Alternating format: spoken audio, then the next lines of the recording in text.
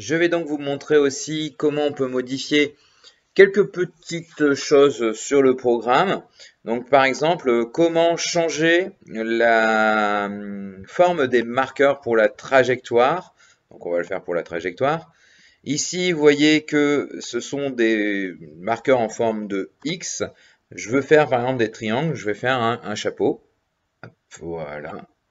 Vous voyez que mes points sont du coup des triangles. Alors, à chaque fois que je coupe, forcément, j'ai mon deuxième graphique qui se transforme. Vous voyez que l'échelle peut être importante pour bien voir les vecteurs vitesse.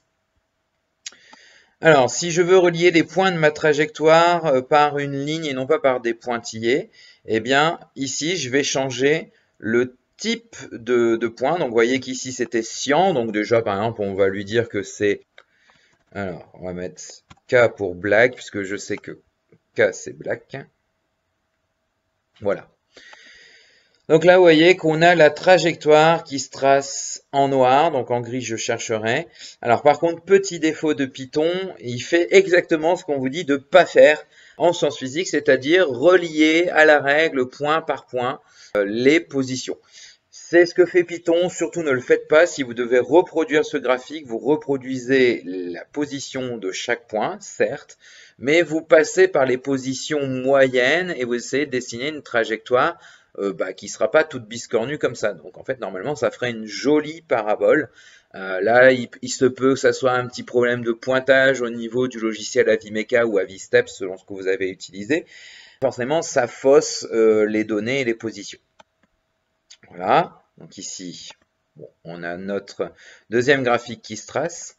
Alors juste au niveau de la formule, je vous disais qu'on aurait pu très bien ne pas se servir de T. Donc vous voyez que je vais ici le commenter. Donc pour commenter quelque chose, si vous voulez pas le perdre, mais juste le commenter, vous mettez un hashtag ou un dièse. Je vais juste définir une variable que je vais appeler dt et je vais lui donner donc un temps de 0,0125 secondes. C'est 0 pardon, pas 0,0125 secondes, mais 0,025 secondes. Donc je vais le redéfinir ici. Et ici, je vais changer cette instruction-là, le plt arrow. Voilà. Donc je vais le copier quand même. Alors, il est très important quand vous êtes dans une boucle de laisser indenter. Indenter, ça veut dire que c'est décalé. D'accord? Puisque là, ça veut dire que le programme sait qu'il exécute la boucle. Une fois que vous désindentez, ça veut dire qu'il sort de la boucle. Puisque sur Python, il n'y a pas de fonction end pour dire, voilà, la boucle, elle s'arrête ici. Donc ici, je vais changer le t i plus 1 moins ti, donc qui était bien une durée, pour le remplacer par dt. Voilà. Donc dt qui est donc la durée séparant deux images. Je vais le faire également pour les positions y et vous allez voir que je vais l'exécuter.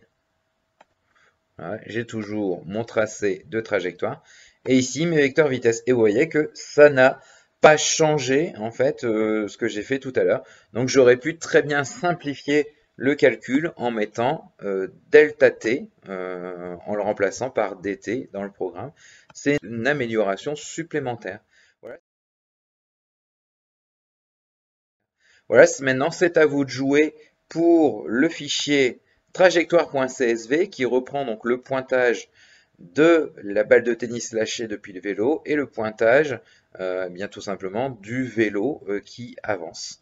À vous d'essayer d'adapter ce script de façon à modéliser la trajectoire de la balle et les vecteurs vitesse de la balle. Puis vous pouvez également vous amuser à essayer d'afficher bien tout simplement les deux, également la position, la trajectoire du vélo et les vecteurs vitesse du vélo.